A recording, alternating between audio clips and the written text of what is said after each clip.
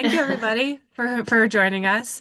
My name is Kristen Jackson. I am the digital strategist with the Natural Resources Council of Maine. We are so excited to have you here for this conversation where we'll talk about things that we can do in our own homes and communities to live a more sustainable lifestyle. I'm so excited to be joined by Kathryn Kellogg, a leading voice in the zero waste movement and a Portland local.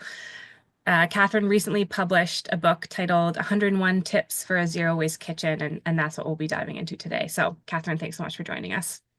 Yes, thank you. I'm really happy to be here. And before we dive into the conversation, just wanted to make a few housekeeping notes. Um, we will have time for Q&A at the end of the webinar, but also welcome questions and conversations throughout.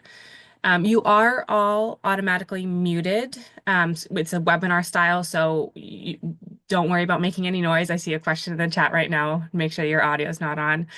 But you do have access to the chat box, so feel free to put comments in there throughout our conversation. I'm sure you all have great tips on ways to be zero waste as well. And then you should have access to a Q&A box at the bottom of your screen as well. Feel free to submit questions to us there. That way they don't get buried in the chat and we can get to those either while we're talking or at the end of the conversation. For those of you who may be new to NRCM, I'd also like to take a quick moment to introduce our organization. The Natural Resources Council of Maine is Maine's largest environmental advocacy organization, and we're dedicated to protecting, restoring, and conserving Maine's environment. One of our four main program areas is Sustainable Maine, and that focuses all on waste reduction through local and state policy that advances reuse, eliminates single-use products, and all kinds of other things in that vein. But as we continue to push for that kind of systemic change that we need to hold big polluters accountable and the waste that they produce, there are so many things that you can do at home to get closer to a zero waste lifestyle. And that's where Kathryn comes in. So Kathryn, I'd love you to take a moment to introduce yourself as well. Sure. Hi, everyone. I'm the founder of Going Zero Waste. And let's see. I've written three books. I've written three books, and most recently, I just wrote 101 Tips for a Zero Waste Kitchen, which came out earlier this fall. And most of my work involves advocacy for sustainable living in the home and what we can do ourselves.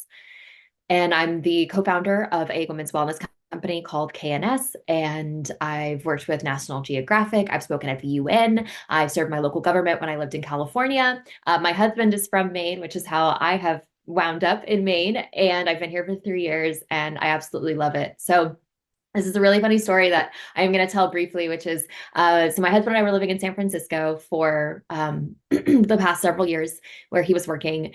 And when we got married, we eloped at City Hall, and I told him for my honeymoon, all I wanted was a beach vacation. So on May 1st, this man surprised me by taking me to Portland, Maine, and said, "There's the ocean." But I fell absolutely in love with it. My dad was in the Air Force, so I moved around a lot growing up. I've lived in different places in the world. I've lived all over the US, and it was the first place where I really felt like I had found home. So I'm really happy to be here, and I'm really happy to be preserve the natural beauty of the state. Awesome. Did you get in the water on May 1st when you visited? No, no, the children were in parkas. There were children in parkas. It was so cold. Well, NRCM hosts a dip and dash every year on New Year's Eve to fundraise for climate action, where there's a 5K that you can either do or not, and then we all dip into Casco Bay in South Portland. So I'll send you the information if you're interested. Same goes for everyone on Zoom. That is like the one thing. Cold water is the one thing that I cannot do. I love that for you. I would love to come support you, but the idea of actually getting in the water, even in the summer, I find the water to still be quite cold. I'm a Yes, I'm a baby, so my blood's too that's thin fair. for this. Yeah. That makes sense. Well, let's start to frame up our conversation around zero waste and a zero waste kitchen. And I want to talk a little bit more about the problem of food waste. A statistic that we have is 40% of the food that we produce is wasted. So that leads to wasted resources, whether it's the water, the energy, the soil it took to grow the food, and also wasted money. More than half of that food is wasted before it gets to the consumer. So Mhm. at farms, manufacturers, or the businesses, but 43% of that is wasted in homes. And as I said, this food is not only costing families money, but it's also mostly ending up in landfills. And you might think, oh, what's the problem with food ending up in landfills? But it doesn't break down naturally there and is converted to methane gas, which is a strong climate polluter. Um, and at the same time, over 208,000 Mainers are food insecure. Maine actually ranks 12th in the nation and first in New England for food insecurity. And we produce more than enough food in this world to feed everyone. And we have the potential to reimagine our food system to reduce waste, to save families money, and to make sure that all people are fed. And so that's why NRCM helped Maine to adopt a food recovery hierarchy into law back in 2015. And I did want to just share my screen really quickly to show folks what that looks like before we dive into our conversation. Let me see. Here it is. Share. Are y'all seeing that hierarchy? There we go. That just popped up, right? There's a Yes. weird, okay, sorry, there's a weird window. There we go. So this hierarchy first prioritizes the prevention of food waste, followed by feeding the extra food to people, then to animals, and then processing it either for energy or composting. Um, and then last, you can see disposal, which would be ending up in a landfill. So NRCM works to support policies and programs that do all of these different things and keep food out of our landfills. And so just wanted to share that one piece as a before we get started. Because again, policies are only one piece of the puzzle, and reducing food waste can start at your home, and you can take action there. So let's dive in to start talking about that, Kathryn. Yeah, Um, absolutely.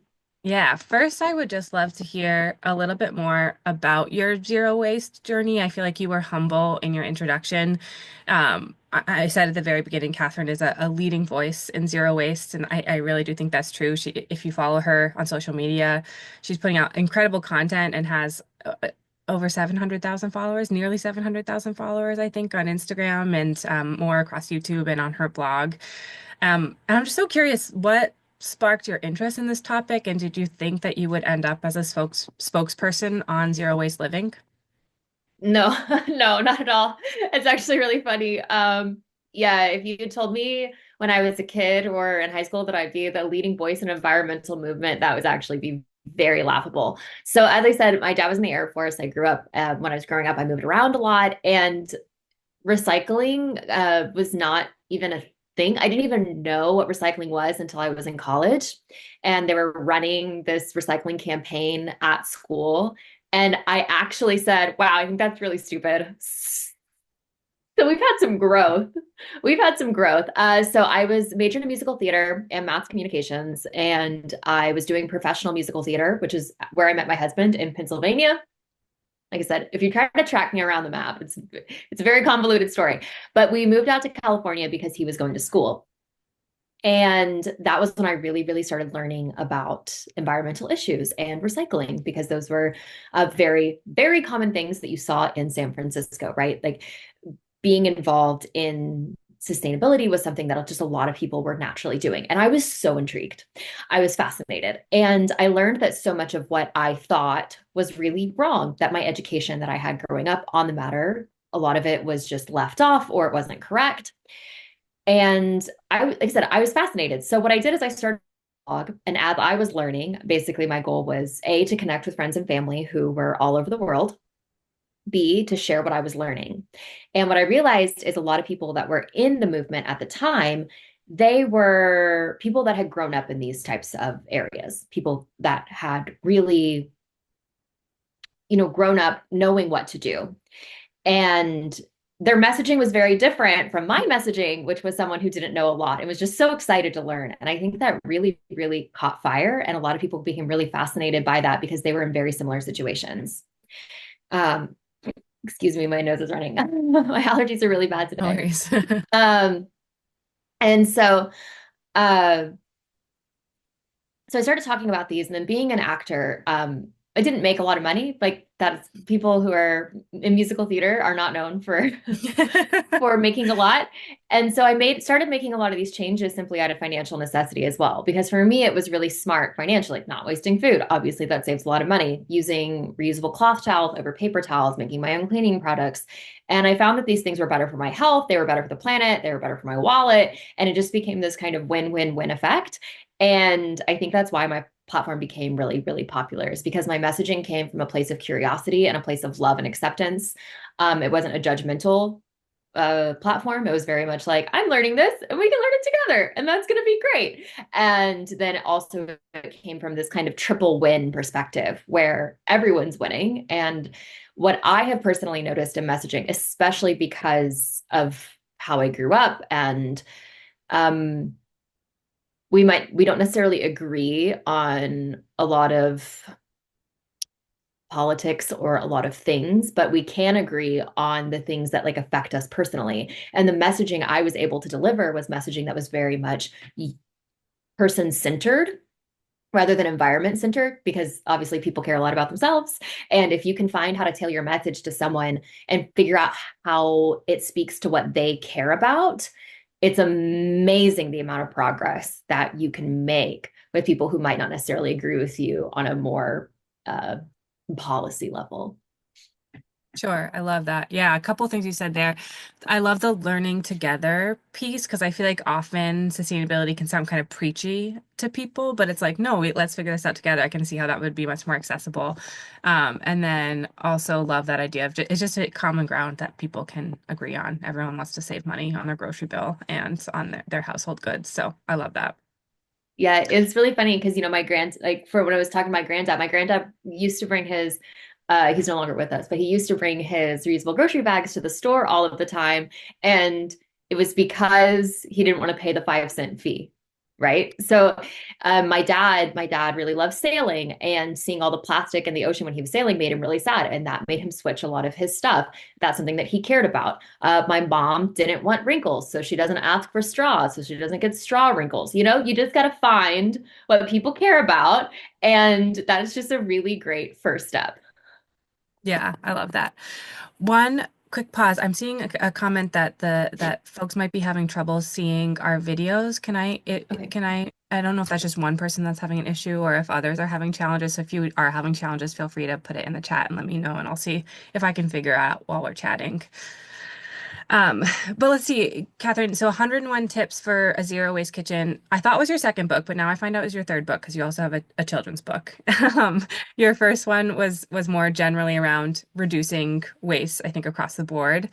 Why did you specifically focus in on kitchens with this most recent project? So this is a really interesting fact.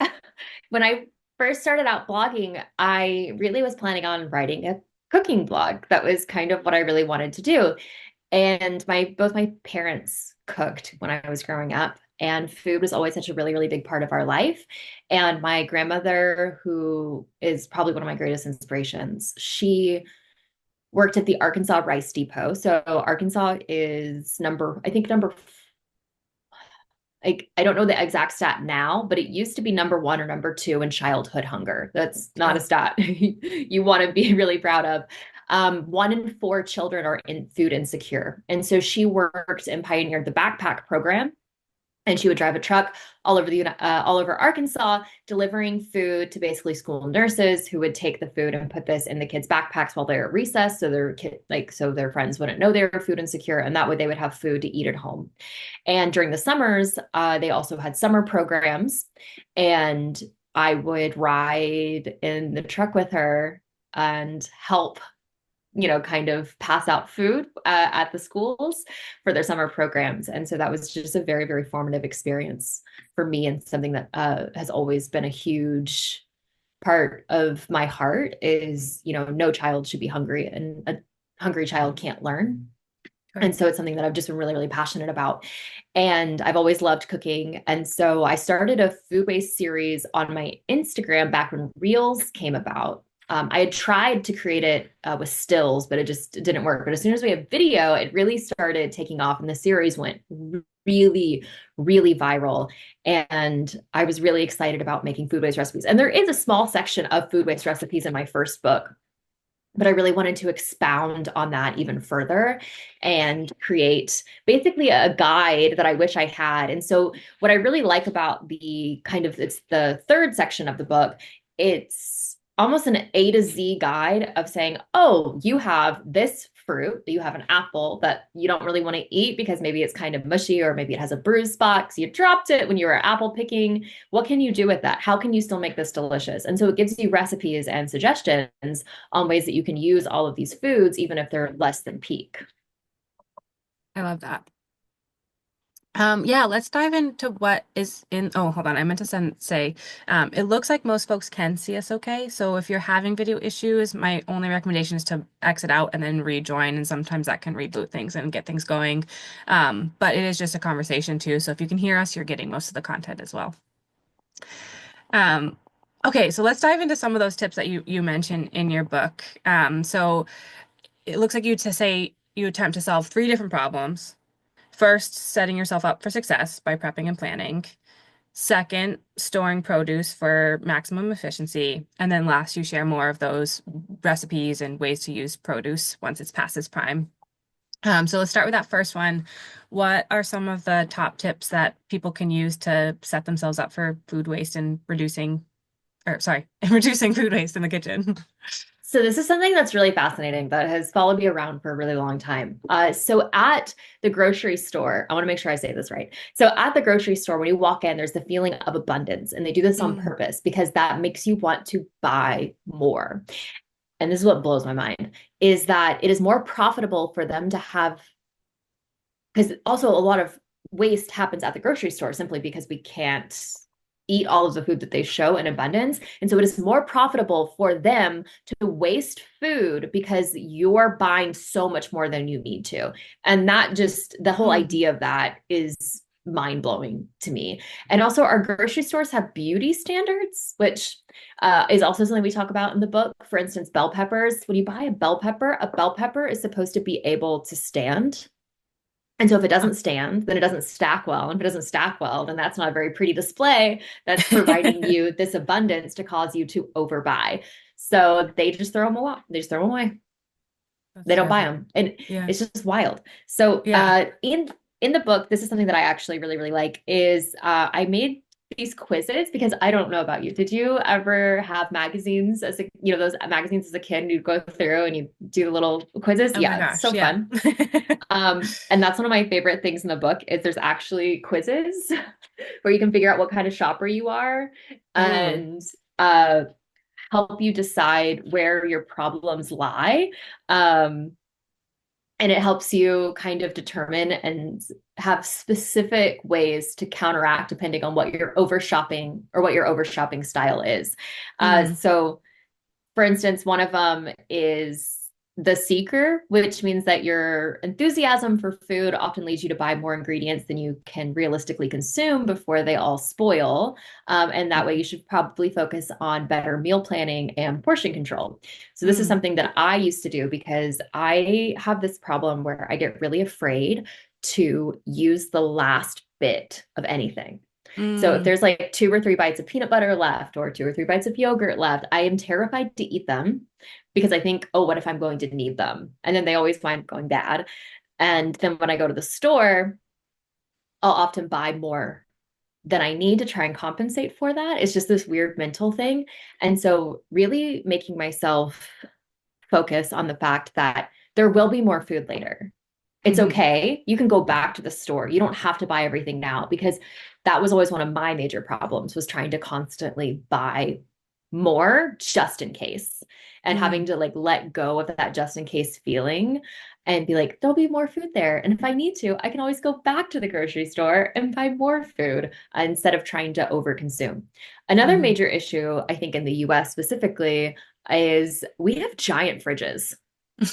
We We have do. huge fridges. And that's something that a lot of people comment, from Europe or from other places, especially like on videos, because you maybe see all those videos where things are being restocked in. My dog said hello. And they're like, these fridges are enormous. And when you have a space, you just want to fill it. And that, my husband and I, we're just two people. So if we have a giant fridge and we fill a giant fridge, there's no way we can eat through all that produce realistically before it goes bad. So having to figure out how to deal with empty space and making sure like we're planning appropriately and not overbuying, because I think that a lot of it is overbuying because life just happens. I don't know. Do you meal plan? No, and I think my two biggest problems, well, so like the big fridge, we lose things in the back of the fridge all the Mm. time, and then I forget that I bought it or I forget that we had those leftovers. And then my husband does a lot of the grocery shopping and I do a lot of the cooking, which there's like a disconnect there. But he always buys the same thing every week and doesn't check like, oh, I need to get that cereal again. And so we'll like have two boxes of cereal, so instead of like checking on what already is in our cupboard versus what is on the list, is one of the things that we are working on for food waste. Yeah. So one of the ways that we solved now we have a very small fridge. I call her Juliet. But we just don't have a very big kitchen. We don't have a very big space. And that's kind of the only fridge is kind of an RV size fridge, which is the size of your average. I call her my small French girl fridge.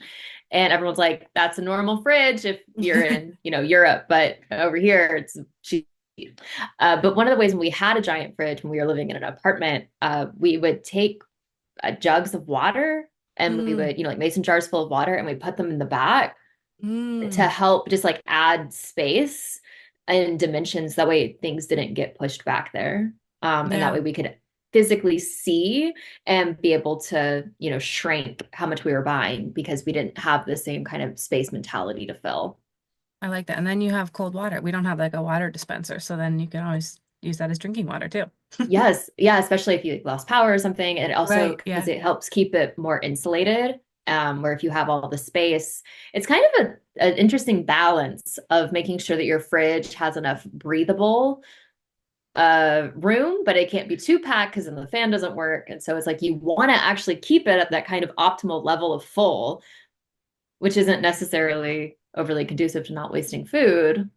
Hmm. So it's kind of finding that balance and also making sure your fridge settings are correct Mm, because a lot of times people have their fridge too cold, which can cause food to spoil faster than it needs to. yeah. Yeah, it looks like we had someone in the chat say that they buy a 24-inch counter depth Energy Star refrigerator for apartments and nothing gets lost, nothing gets wasted. So yeah, these smaller fridges seem like a really great tip. Yeah, I love Juliet. She's my favorite. Nice. One other piece that was in this section that I found really interesting because it's a conversation I have with my husband again a lot about our food planning, is expiration dates on packages and Mm. learning what those mean. Because there's the sell by, there's the best by, there's the use by. Can you talk a little bit more about those and how to actually determine if food is still good or ready to throw away? Yeah, that's something that's so interesting. I think, medication and formula are pretty much the only two things that expiration dates really apply for because none of it is regulated and no one can actually tell you when something is going to go bad because a lot of that has to do with storage.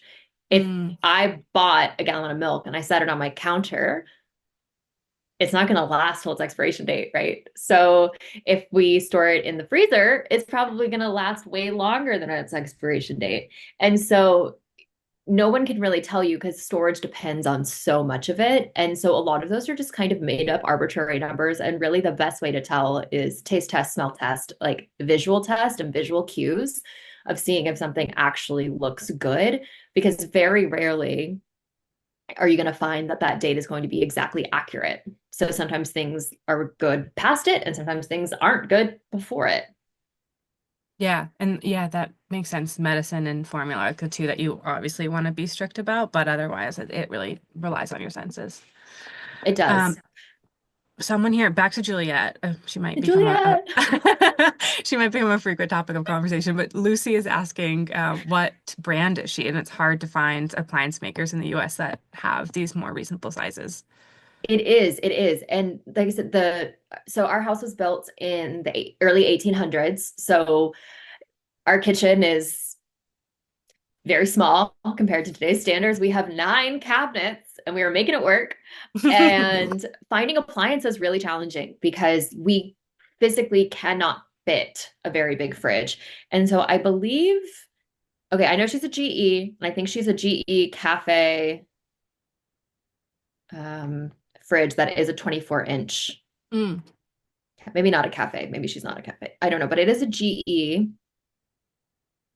I think And it she's looks maybe like an Barry RV says the ones fridge. that Barry in the chat said the ones he buys are Blomberg brand, which is European made but easy to find in the US. So we can send some of these resources out Oh yeah. in a follow-up email too. Yes, it's yeah, GE bottom freezer, and it's a 24-inch counter depth fridge. Cool. And this is what she looks like. There she is Nice. in all her Yeah. glory. So much slimmer than what we typically see. She is. And but she has a Yeah. nice height, Yeah. and she still Okay. has the average freezer space of Mm, a double door, cool. like those, those 90s kind of like really boxy fridges. She still Yep. has the same freezer space as one of those. So that's nice if you Nice. use your freezer more, which is Right. a great way to reduce food waste is using your freezer and being able to freeze Totally. things when they're less than peak. Yeah. Awesome. Okay, so setting up for success and reducing the overbuying is like the first step. And then next we talk about how do we actually store things to keep them good and lasting long. I know this is one I struggle with. Radishes. I don't know if you have a tip for radishes, but they always get sort of soggy for me and floppy and squishy when I bring them home from farmer's market. But I'd love to hear some of your other favorite tips around food storage as well. You should try and shock them. Mm, So I was at a produce stand once and I got this kale and I had to have kale for a recipe I was doing. And it was the only one left. And they actually gave it to me for free because it looked so sad. They're like, you can just have that. I was like, okay, yeah. thanks. And so I went home and then I cut the stems off and then I put it in an ice bath and shocked it. And then I stored it like a bouquet of flowers and it stayed crispy and crunchy for 2 or 3 more days. So I would cut the greens off of your Mm, radishes and then I would preserve the actual like bottom of it probably separately in an airtight container. And if it's already soggy, I would do like an ice water bath to try and shock it and then okay, just eat it as quickly as possible. good to know. That would be like my go-to move for a radish. Cool. Uh, but like greens are one of the hardest things, I think. And if anyone has any questions about like any food that they struggle with storing, drop it in the chat and I'd be more than happy to try and answer that question for you. But like greens such as romaine or spinach, things like that, an airtight container with a little swatch of cloth on top, it's going to preserve Mm, it for such a long time. And the real key is not what to type wash of your cloth? Like just a napkin kind of thing? Or? I just use like a thin piece of cotton, or, you can get these just from, I have some that are from some like old promotional bags that I just cut Mm. up, or an old ratty t-shirt that you have. Just cut some squares and just put a little like piece of cloth on top and it'll absorb any extra moisture. So what you're trying to do is you're Mm, trying to avoid the main enemies, right, of your food going bad. So typically when your food goes bad, it's because it's air or moisture. And so the airtight container kind of helps seals out the air, and that swatch of cloth is going to absorb any excess moisture so it doesn't come, you don't have like that condensation effect getting things wet and then them getting soggy. So, and the other key is not to wash your food before you eat it. And if you are going to mm, wash it before you eat it, you really need to try and eat it within 3 days, because I don't think there's any way to get as much moisture out as you need to in order to store it in the proper way. So you can chop it and have it all chopped and ready to go, and then wash it right before you eat it, which is what I usually do. mm. And I think that's really the best way. There's like this tip that goes around Instagram all the time and it goes viral constantly and it drives me up the wall. And it's people who wash their berries before they eat them. Mm, yeah. And then they're like, "Oh, but dunk them in baking soda and vinegar." And I'm like, so I ran an experiment. I went down to the strawberry fields in Cape Elizabeth and I picked some strawberries and then I did half and half. And I did half washed and soaked in vinegar. And then I did half where I didn't touch them. And then I put them in 2 sealed mason jars and put them in the fridge and waited for 10 days to see what happened. The ones that I washed in vinegar were mushy and tasted like, surprise, surprise, vinegar. Right. And the other ones were perfectly fine. They were fine. Like they still, like, were they as flavorful as the day I bought them? No, but they still tasted really good and they were firm and they had a good bite. So I'm begging you, if you see someone telling you to wash your berries with vinegar, please don't do it. Don't do it. Just go home, put them in a mason jar, screw that lid on. They'll be good for 10 days to 2 weeks, and then just wash them as you want to eat them. Cool. Love that.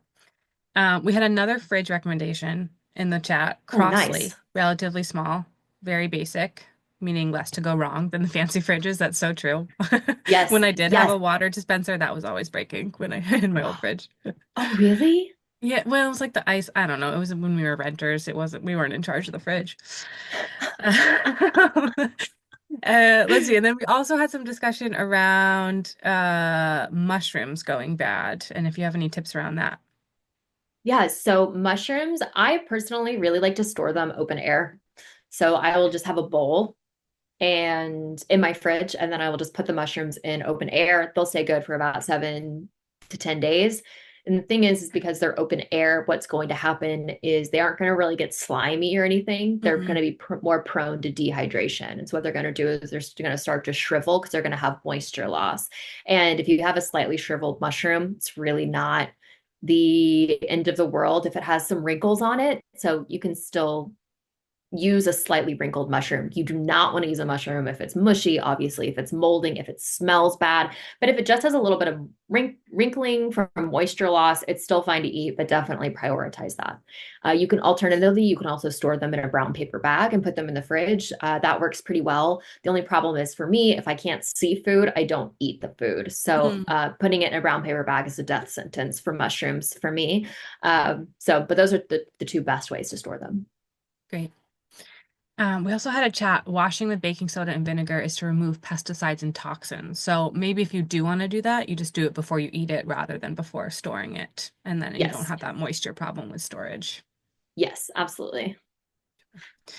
Okay, and then even if you follow all these tips, you try not to overbuy, you store things correctly. Sometimes things still go bad. Yep, Um, they do. so you've already shared some of the tips about like shocking with water, but what are some of your other tips for reviving food or recipes that you might use once produce has gone past its prime? That's a great question. So like I said, this is my favorite part of the book. Because I think it's just so handy to think, oh, what am I going to do with XYZ? Because I find that people are like, oh, my spinach is like, there's three. I've seen this online and it does drive me crazy of people being like taking spinach in the bag that looks, because it has two wilted leaves in there, and then just taking the whole bag and throwing it into the trash. Oh, it breaks my heart. So, you know, spinach, I think, is like a really big one. If you just have a few slimy leaves, you can just pick them out, right? And so finding ways then to lean into that. So maybe it's not as crisp as you would want it to be for a salad. So instead, chop it up, throw it into a soup. You can saute it. It's really about leaning into the state of the produce. If you do have mushy berries, let's say your berries get a little mushy, what can you do? You can make jam, you can make compote, you can make a smoothie. You can do so many things with it just by leaning into its current state. So those are typically the ways that you're going to want to lean into something that has gotten slightly mushy. And if something is on the flip side is getting more crunchy, then you're going to want to lean into like high heat. And then finding different ways to use it. But soup is like a great way to use up a lot of stuff. Um, We there do was a one lot thing of like frittatas or omelets in our house, like just fry it up and throw some eggs on there. With it yeah, starting to look funny. yeah, that's perfect. I mean, and another thing is the portion of the book is also eating things that you didn't maybe know you could eat. Yeah. So for instance, carrot tops, that's one of my favorite examples is the greens for carrot tops is actually in the exact same family as parsley scientifically. So if you buy carrots with the tops, you're basically getting parsley for free.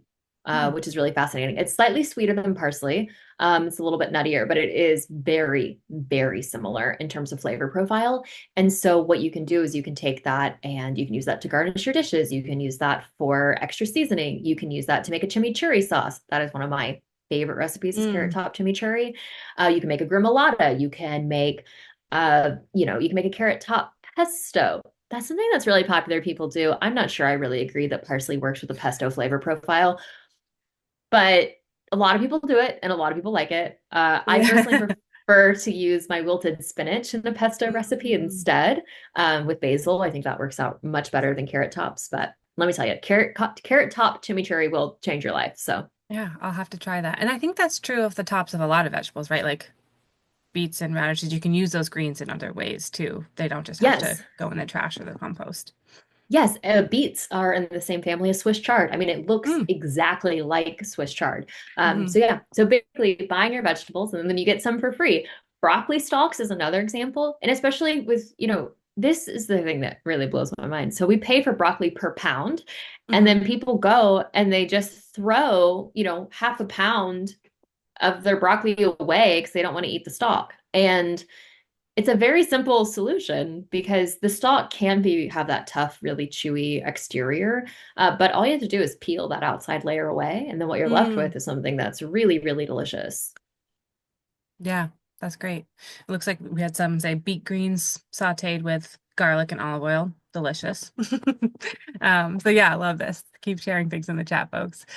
You also had a recipe for something with watermelon rinds, and I can't remember what it was, but do you mind sharing what that was? Because I thought that was really creative. Yes, so watermelon rinds are totally edible. You do want to peel the green part, but once you Mm. peel the green part, you kind of have that white part that's in between the watermelon and the green, the white part. And that is edible. And there are a lot of different cultures who have used this for making like watermelon rind pickles. Watermelon rind chutney, I believe, is another very popular dish. One of my favorite ways to use it is kind of this really lovely bridge between summer and fall and using it to make a watermelon rind jelly. And so you use it with an apple or two, and you have the natural pectin of the apple that kind of helps set this jelly. And it's so good. Um, it's a really, like I said, I think it's a really lovely way. There's a really lovely recipe for, early October or the middle of September to just kind of bridge those two seasons together. So that's something I always look forward to every season. And it's a nice way to be like, oh, I'm sad summer's leaving, but at least I get to have watermelon rind jelly. That's nice. Cool. Yeah, that sounds so cool. I'd love to try it. These are most of the questions I had for you, but it looks like we're starting to get more questions in the chat. So folks, if you're wondering anything, feel free to drop them in here and we'll start digging through these. Reagan has asked, wondering about plastics around fruit and vegetables, especially organic in the grocery store. You're trying to reduce waste. You go and all the peppers or apples or whatever are wrapped in plastic. What are your thoughts on that? Yeah, I mean, I definitely wish they weren't, but I definitely have noticed quite a bit more plastic coming into my household, especially like post-COVID. And also something that is very different in Maine versus California is Mm. grocery prices. So things are a little bit different. I mean, California produces more than a quarter, I think, of the US's produce, and so having access to very inexpensive um, organic food via farmers market was not the same experience that I have in Maine. So my Yeah, plastic consumption, I think Maine imports 80% of our food is the stat that I've seen recently. So definitely very different whoa. than Yeah. California. So I definitely have noticed some of my plastic consumption going up here, which is a bummer. And there's not really much of a solution that I have for you on that. I'm sorry. I think you made a point in your book though about like accepting everything in moderation. Like living we are consumers in this lifestyle. We are at the whim of these companies that we buy food from, and so we can do our best to reduce plastic, but really what we need is policies to hold the polluters accountable and the people who are making these plastics accountable. And we just have to do our best as the people that are buying and try not to feel guilt around if choosing different foods that might have different packaging. And for me, like one of the major things I focus on is the fact that I eat a mostly whole foods plant-based diet. And what I eat in terms of emissions and impact is going to be far more beneficial I don't want to say far more beneficial, but like just in terms of impact, that's an area that I know that I'm having a really, really positive impact. So I try really hard not to sweat all the tiny pieces of plastic. Yeah, totally. We had another question here from Tracy asking if part of your zero waste approach is composting, and I know I have a response to that, but would love to hear what you have to say. Yes, I love composting. I have many different methods of composting. I am the girl who will show up to your party with a compost bucket and take it home because it's something that's really, really important to me. And it is an amazing way that we can have an impact because 16% of all methane emissions in the US come from landfills, and most of that is organic matter that is unable to break down. And so, this one simple swap is so cool. And it's great because anytime my friends and I have to get together, I typically have a message saying, "Are you bringing the compost bucket?" And it's like, "Yes, I am." And since we are going into the entertaining season of the year, if you can bring a compost bucket to your friend's house, that's cool.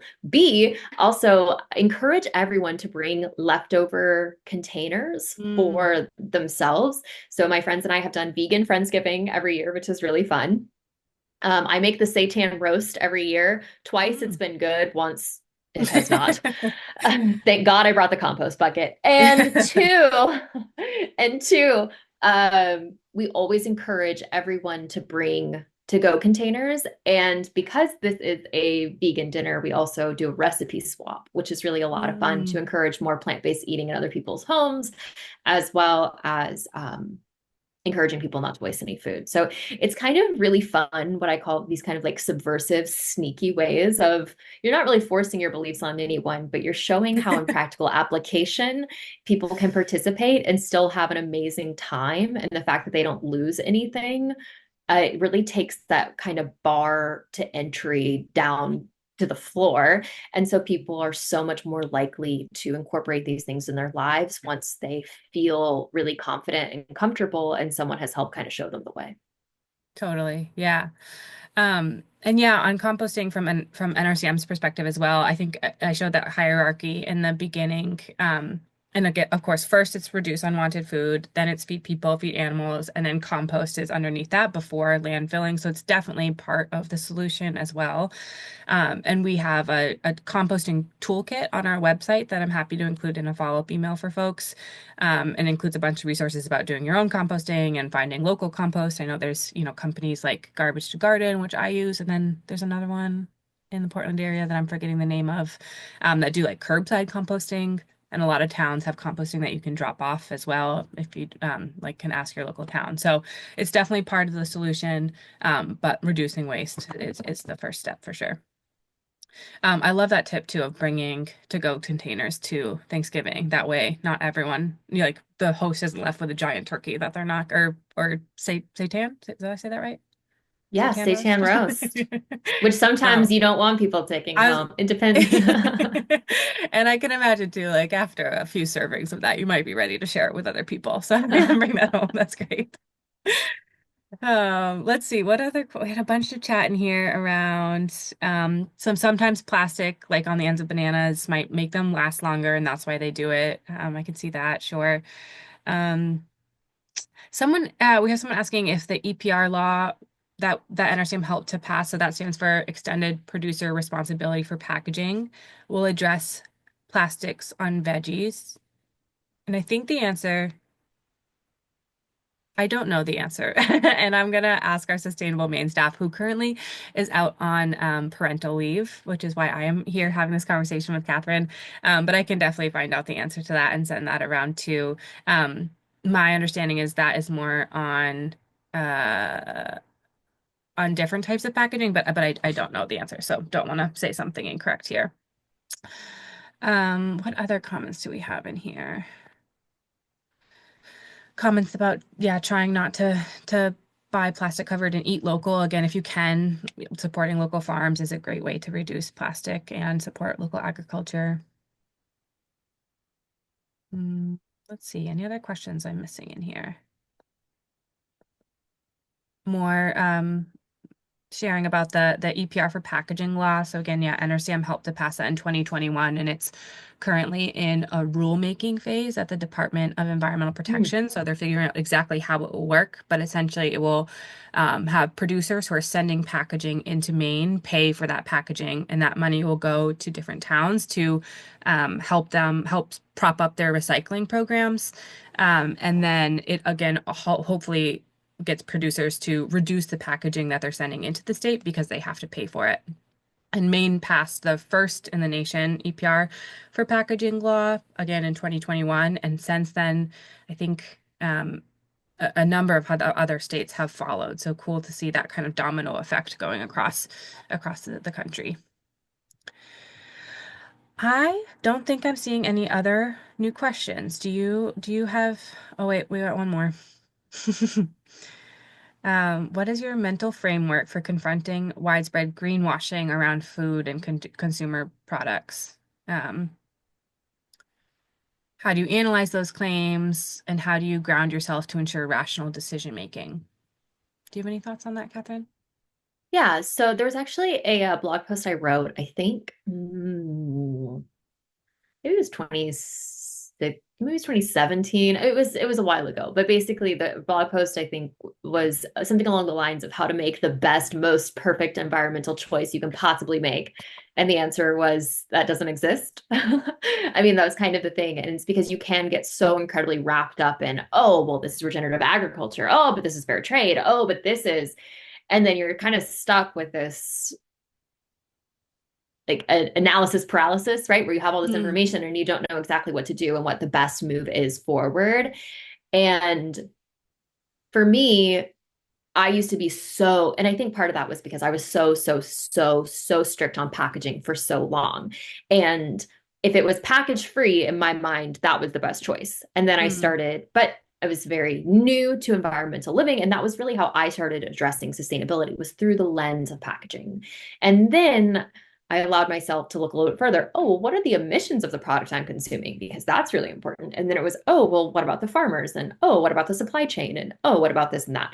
And I became very overwhelmed very quickly because there are so many answers to all those questions. And for me, my framework now going in is first and foremost, what and obviously budget plays a huge part in that for a lot of people as mhm, well, right? And we can't ignore like that either. And so it's like, what is my grocery budget and what are like how can I feel at least like how can I look for certain certifications? So there are certain certifications I look for, and especially like for certain products like coffee and chocolate, which often have, child labor and like have very exploitative practices. And so those things like I definitely want fair trade, or maybe there is a organization that I really respect, like oh, those kind of specific certifications, and then trying to buy things that are, oh, this is regenerative, that's really cool, or oh, this uses upcycled food waste. And so there is really no one right answer, but trying to go towards the things that you feel are moving you in the right direction. And so for me, a lot of that is fair trade. And sometimes that means getting packaging, but I would rather have, packaged chocolate chips that I knew were Rainforest Alliance certified and had no slave labor in them than buying, Hershey from the bulk bin. mhm, totally. Yeah, and Uh, I've heard a saying before that I hope it's people allow me to repeat here that there's no ethical consumption under capitalism, right? There's always going to be these trade-offs that we have to make.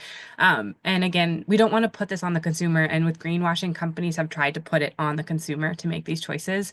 Again, policy and holding polluters accountable is really the way that we're going to make that change. And as consumers, there's totally things we can do to live a more sustainable lifestyle, but we have these constraints of budget and time and imperfect choices. So yeah, I love that. Not trying not to feel guilty about these choices that you're making and just doing the best that you can and knowing what kind of choices you're making. I think those are the questions we had. Um, if anyone has any other ones, you're welcome to follow up via email. I think you all have NRCM's email address, and we can share them with Kathryn if there's anything we need to get to her. I first want to just thank you, Kathryn, for joining us today and sharing some of your advice, and to thank everyone who tuned in today and your interest in this topic and taking control of reducing waste in your own life. If you want more tips or resources, I recommend following Kathryn online. So you can find her at goingzerowaste.com or on social media at going.zero.waste. And we'll put those in the Yes. follow-up email as well. And then if you like a copy of her book, I think there are signed copies at Longfellow Book in Portland. And then you can also order online at bookshop.org, which proceeds go to support local books as well. Yes. Thank you so much for having me, Kristen. Yeah, no problem. And then one last shout out just for NRCM. I mentioned if you want some resources, we have a composting toolkit on our website, as well as a toolkit to reduce food waste in schools, which is a great way to reduce it in an institution and teach kids about food waste and composting and all kinds of things. So you can check those out and request those on our website, which is nrcm.org. But thanks so much, everybody. I'm so glad you joined us, and I hope you all have a great day.